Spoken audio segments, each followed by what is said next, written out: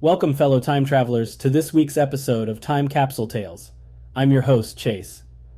Today we delve back into the depths of World War II, where truth and deception danced a deadly tango. Unlike our last foray into World War II with the Soviet night witches. In this chapter, we uncover the extraordinary tale of Operation Mincemeat, a daring scheme concocted by British intelligence that would single-handedly change the tide of the war, with implications from Spain all the way to Moscow. Picture this. The year is 1943, and the world is locked in its second devastating global conflict in 30 years. The outcome of the war hangs in the balance, and every strategic move is crucial. It is amidst this chaos that our story unfolds, a clandestine mission that would forever change the course of the war. Imagine being a character in this high-stakes drama. You find yourself in a dimly lit room, filled with military planners and intelligence officers. The tension is palpable as they huddle around a table strewn with maps, documents, and photographs. Their eyes bear the weight of the world, knowing that a single misstep could cost hundreds of thousands of lives. Enter our first key player, Ewan Montague, an intelligence officer with a mind as sharp as a razor's edge. He possesses a flair for the dramatic and a determination to outwit the enemy. Montague, driven by a burning desire to strike a blow against the Axis powers, crafts an audacious plan, one that will exploit the vulnerability of the Germans' own intelligence network. But every good plan requires a team, and Montague has the help of his loyal confidant and friend, Charles Chumley. Together, they assemble a cast of characters who will play pivotal roles in this grand deception. Among them is Major William Martin, a figure whose existence exists only on paper, yet his fictional life will become the key to unlocking the enemy's defenses and winning the war. As we journey through the annals of history, we will witness how these individuals masterfully execute their roles, orchestrating an elaborate ruse that would fool even the most astute minds in the German intelligence apparatus, even Hitler himself. Operation Mincemeat would send shockwaves through the corridors of power, altering the course of the war in ways no one could have foreseen. Join us in this installment of Time Capsule Tales as we uncover the intricacies of Operation Mincemeat. We will delve deeper into the audacious plan, explore the challenges faced, and reveal the unbelievable circumstances that surrounded this extraordinary tale of deception.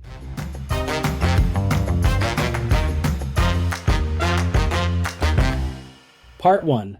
The Battlefronts and Beyond. Mapping the Human Price of War. As we step back into the year 1943, the world was in the grip of the Second World War. The Axis powers, with Germany, Italy, and Japan at the helm, had cast a dark shadow across vast territories. The Allies, led by the United States, the United Kingdom, and the Soviet Union, were fighting tooth and nail to push back this tide of aggression. In Europe, the war was balanced on a knife's edge. The Eastern Front was a brutal theater of conflict where the Soviet Union and Germany were locked in a deadly embrace. The city of Stalingrad had become the stage for one of the most ferocious battles in human history. Hitler, driven by a desire to secure the oil-rich Caucasus and to strike a symbolic blow by capturing a city bearing Stalin's name, had sent his armies east.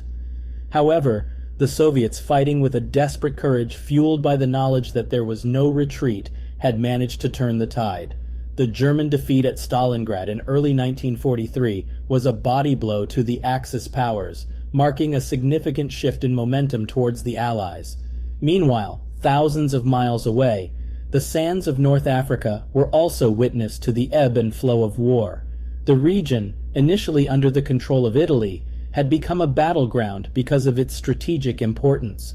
Control of North Africa meant control of the Mediterranean, a crucial supply route for the Allies. The North African campaign, which had seen the Allies land in late 1942, culminated in the surrender of the last remaining Axis forces in Tunisia in May 1943. This victory not only weakened the Axis grip on the Mediterranean, but also provided the Allies with a launch pad for future operations. To really put the circumstances into perspective, let's take a moment to look at the toll the war had taken on the world up to this point.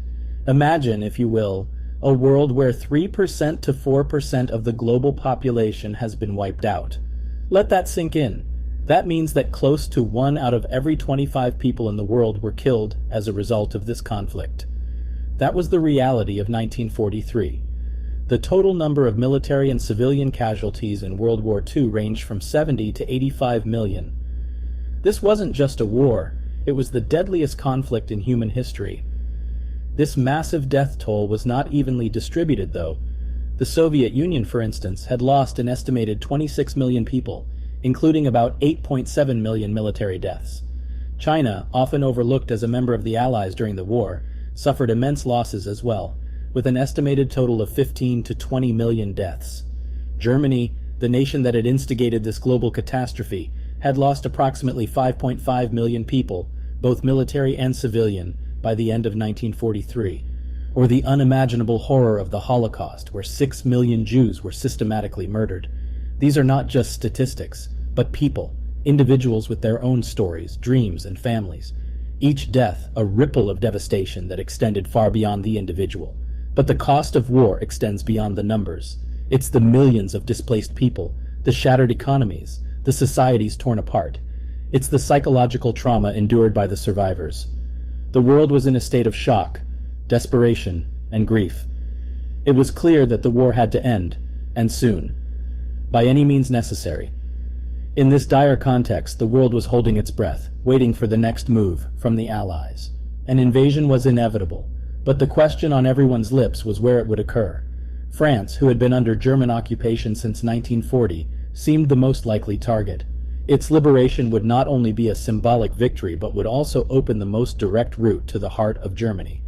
The flat terrain of northern France was ideally suited for the mechanized warfare that the Allies had perfected. Yet the Allies had a different, more audacious plan in mind. Operation Mincemeat, in the grand scheme of things, was a small part of the war effort, but it was a reflection of the desperate times and the lengths to which the Allies were willing to go to end the war. The human cost of the war was a driving factor behind such operations, as every effort was made to bring the conflict to a swift conclusion and minimize further loss of life. As we delve deeper into Operation Mincemeat, let's keep in mind the immense human cost that underscored the need for such desperate measures. Part 2. The Countdown to Invasion, Allies versus Axis in Sicily. As the war raged on, the island of Sicily took center stage. For those of us that may need a refresher on geography class, Sicily is the largest island in the Mediterranean Sea. If you're familiar with Italy's boot shape, Sicily is the island that Italy is kicking. With its proximity to Italy as well as its abundant military resources, its strategic importance was undeniable. Positioned as a gateway to the Italian mainland and the rest of Europe, Sicily's geographical location made it a prime launch pad for further invasions into Axis territory. The location of Sicily made it ideal for the Allied invasion due to its close proximity to North Africa, where the last Axis troops had recently surrendered. Alternatives were, of course, considered by the Allies, including potential invasion points like Sardinia, in Greece, Corsica, or the Balkans. However, Sicily's proximity to Tunisia, where the Allies had full control, and its airfields, which could be used for future operations, made Sicily the preferred choice. While Sicily remained a great strategic position for whoever held it, the Germans and Italians were well aware of this as well, and ensured that it was well fortified against a potential invasion. The decision to choose Sicily over the other options was part of the larger Mediterranean strategy of the Allies. After securing North Africa, the plan was to move up through Italy, diverting German resources and attention away from the planned invasion of France, codenamed Operation Overlord. From the Axis perspective, an invasion was expected, but where it would occur was the question. Sicily was heavily fortified in anticipation, but the Germans also had to consider their defenses along the entire European coastline. The necessity of Sicily for the war effort was clear. Its use as a base for further invasions, its role in diverting German resources, and its impact on the morale of both the Allied and Axis forces made it a crucial piece in the larger puzzle of the war. As the Allies prepared for their invasion, the Axis powers fortified their defenses, setting the stage for the events to come. Part 3. Intelligence Wars, Mastering the Shadows of World War II. This was an era shrouded in secrecy, a time when whispers in the dark could change the course of history. It was in this world that Operation Mincemeat was born, a daring gambit, a product of a time when the shadows held the keys to victory or defeat. The role of intelligence in this global game of deception was paramount. The British, as it turned out, were masters of this shadowy realm. The British intelligence service reached heights that were unmatched among their peers.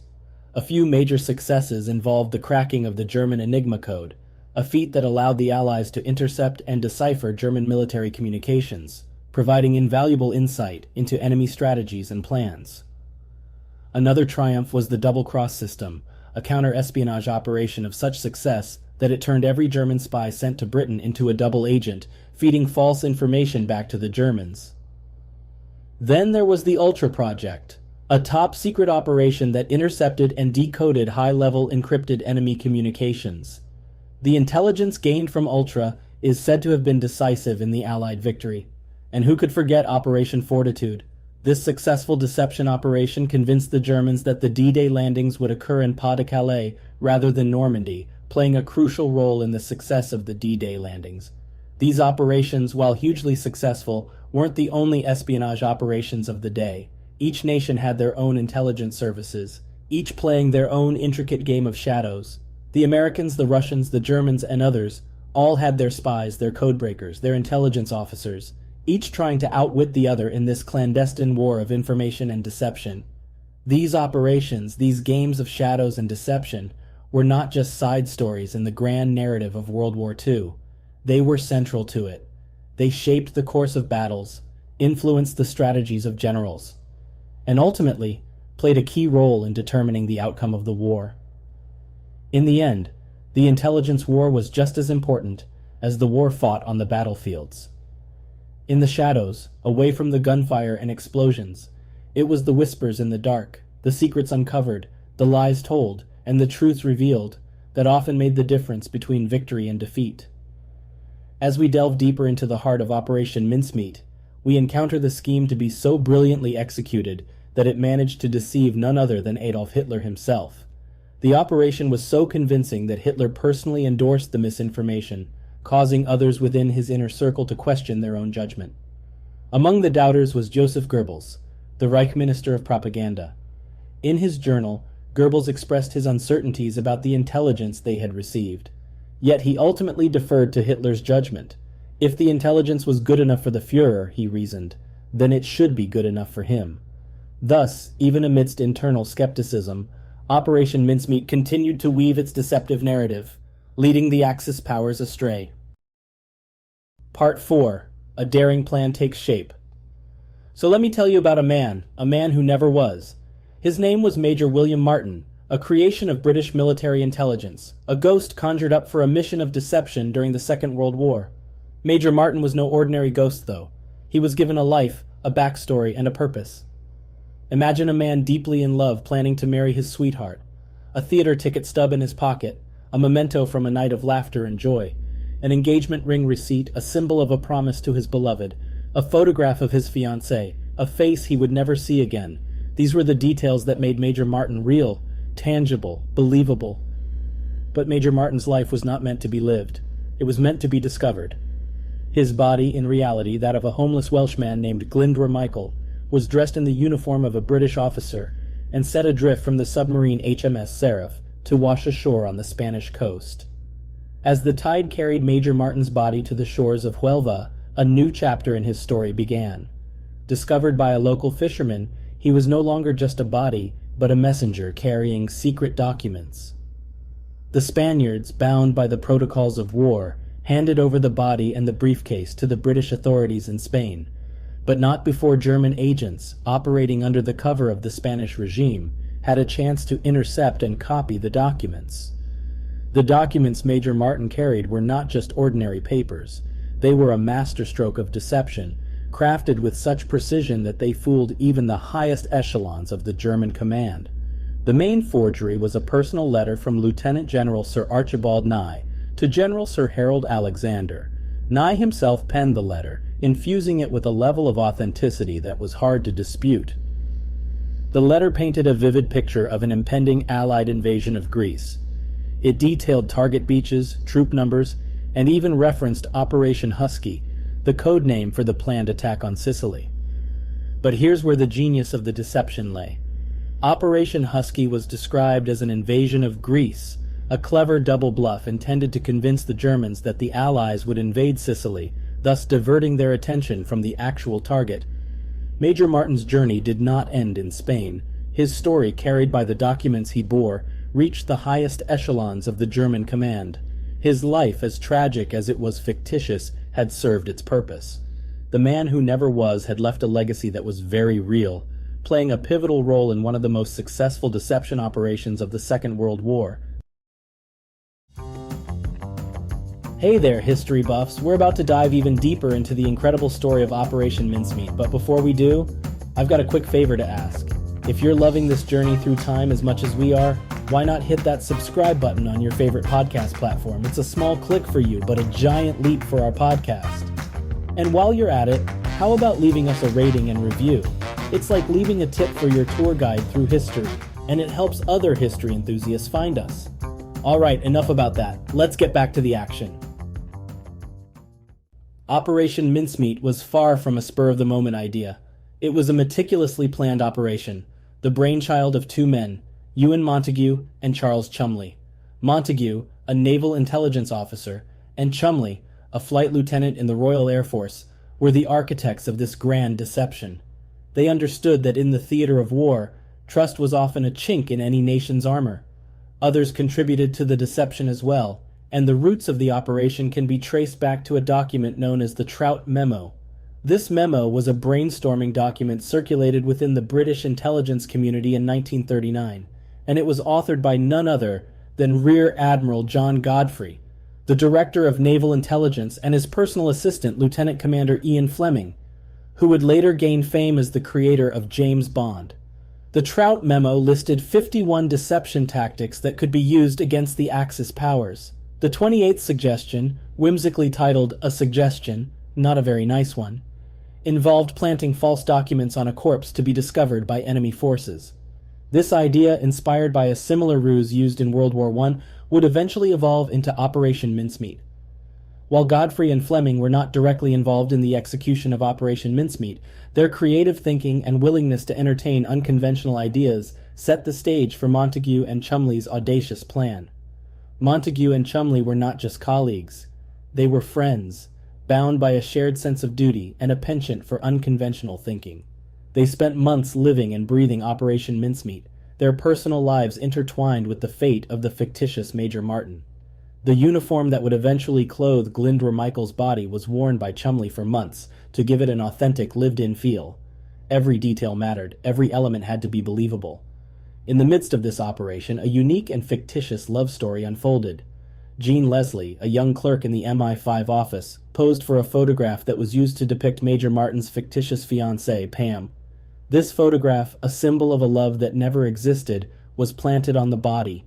Leslie, who was only about 18 or 19 at the time, was partially included in the secret. She lived the part of Pam, adding another layer of authenticity to Major Martin's persona.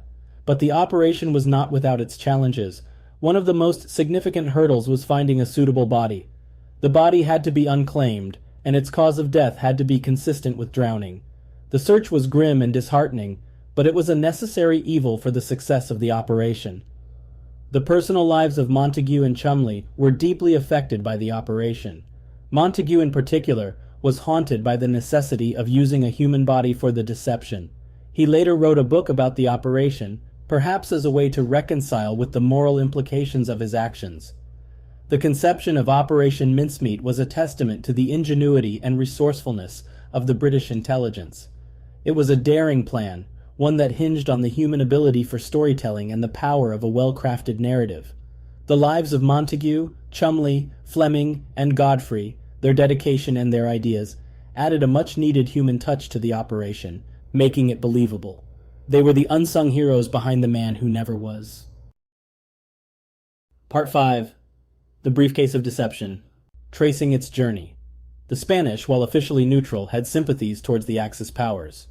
The body of Glyndwr Michael, disguised as Major William Martin, was discovered by a local fisherman in April 1943. The fisherman alerted the Spanish authorities, and the body and its accompanying briefcase, containing falsified documents indicating an impending Allied invasion of Greece and Sardinia, were handed over to a local naval officer. The officer, in turn, passed them to Adolf Klaus, a member of the Abwehr, the German military intelligence. Klaus, known for his excellent contacts with Spanish officials, was the first in a chain of German officials to handle the documents. Despite pressure from Claus and some of his Abwehr agents, the Spanish Navy retained the briefcase, and neither it nor its contents were handed over to the Germans. On the 5th of May, the briefcase was passed to the naval headquarters at San Fernando near Cadiz for forwarding to Madrid. While at San Fernando, the contents were photographed by German sympathizers, but the letters were not opened. Once the briefcase arrived in Madrid, its contents became the focus of attention of Karl Erich Kulenthal, one of the most senior Abwehr agents in Spain. He asked Admiral Canaris, the head of the Abwehr, to personally intervene and persuade the Spanish to surrender the documents. The information was passed to the Germans on May 8th. This was deemed so important by the Abwehr agents in Spain that Kulenthal personally took the documents to Germany. The documents eventually reached Hitler himself. Convinced of their authenticity, he ordered some of his strongest troops from France, 2 torpedo boats, and 7 German divisions to leave their own conflict zones and defend Greece. Sardinia's troop strength was quickly doubled. This enormous redistribution of German military strength meant that Sardinia, Greece, was heavily armed, but Sicily, Italy, was not. The Germans were caught entirely unprepared when the Allies invaded Sicily on July 10th. Most of Sicily's original defense forces had been moved to defend Greece, leaving it extremely vulnerable. Despite its exposure, the German High Command insisted on considering the attack on Sicily a feint even after the invasion was in full swing. 13 days after the initial attack on Sicily, Hitler, still convinced the attack was a ruse, appointed his most trusted general, Erwin Rommel, to defend Greece. He believed a greater attack on Greece was still to come, but on the 17th of August, Sicily fell to the Allies. The invasion was expected to take 90 days, but due to limited opposition, it only took 38. The reduced conflict meant that of the predicted 10,000 British casualties, only 1,400 were wounded or injured, making the invasion a rousing success. Part 6. Beyond the Battlefield. How a Lie Shaped History. Operation Mincemeat had far-reaching effects on the course of World War II.